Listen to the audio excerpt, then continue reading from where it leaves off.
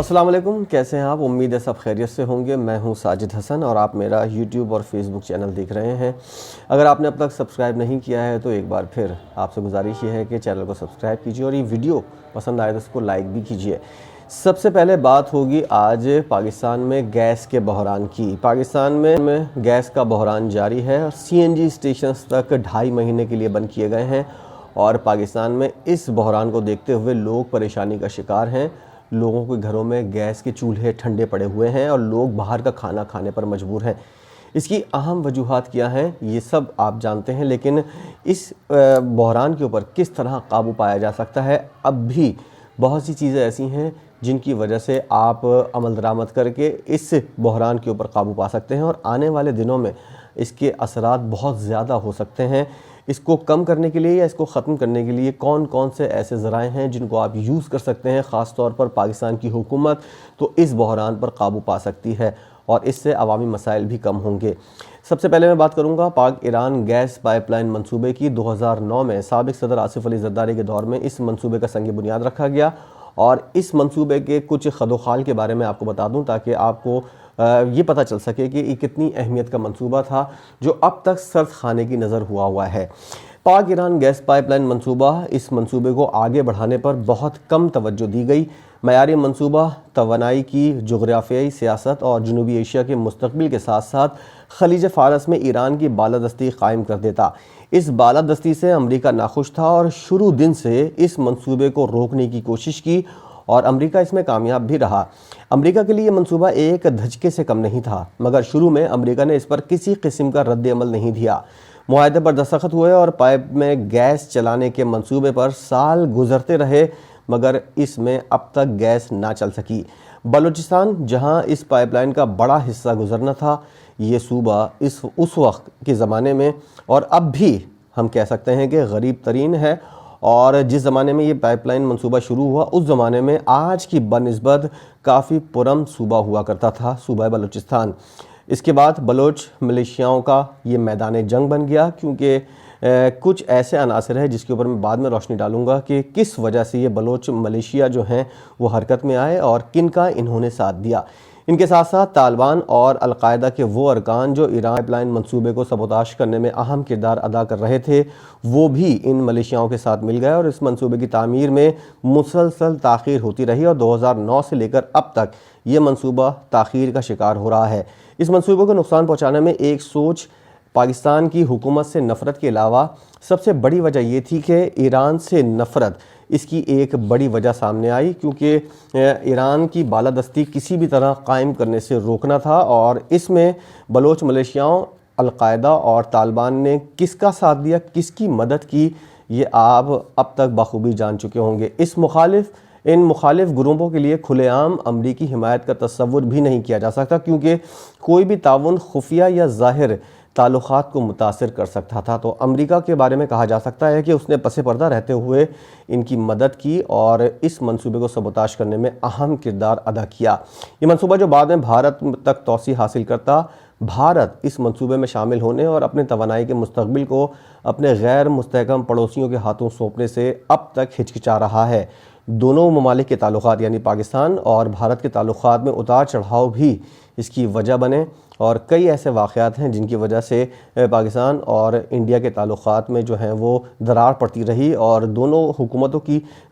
توجہ بھی ایک دوسرے سے تنازع کے اوپر رہی، نہ کہ دوستی کی جانب بڑھتی۔ یہ منصوبہ بھارت کے لیے بھی اتنا ہی ضروری ہے جتنا پاکستان کے لیے، کیونکہ بھارت کی ضرورت بھی بہت زیادہ بڑھ گئی ہے اور امریکہ کی شراکت کے بغیر ایران بھارت کے لیے وہ کردار ادا کر سکتا ہے جو روس اب تک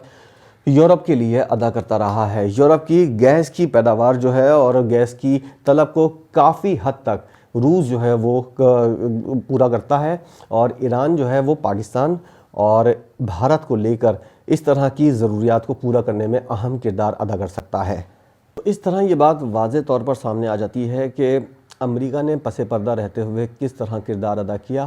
اور بلوچ ملیشیا کو کس طرح سپورٹ کیا۔ اس کے اندر کچھ حد تک بھارت کا بھی کردار ہو سکتا ہے، کیونکہ کلبھوشن یادو کو جب گرفتار کیا گیا اور اس نے جن عزائم کا اظہار کیا اور جن منصوبوں کو سبوتاش کرنے کی بات کی، اس کے اندر یہ منصوبہ بھی شامل تھا، اور اس کی پائپ لائن اور گزرنے والی جو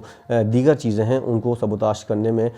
بھارت کی خفیہ ایجنسی را کا کردار بھی سامنے آیا۔ اس طرح ہم کہہ سکتے ہیں کہ امریکہ نے بھارت کو بھی یوز کیا، طالبان، القاعدہ اور بلوچ ملیشیاؤں کو انہوں نے سپورٹ کیا، جس کی وجہ سے اس منصوبے کو سبوتاش کیا گیا۔ امریکہ کی جانب سے کھل کر اب تک اس منصوبے کی مخالفت نہیں کی گئی، لیکن پس پردہ رہتے ہوئے امریکہ نے جو کردار ادا کیا تھا اور جس کو جو حاصل کرنا چاہیے تھا وہ اس نے حاصل ضرور کیا۔ اب بات کرتے ہیں پاکستان کی۔ پاکستان کو گیس کی اس وقت کتنی ضرورت ہے؟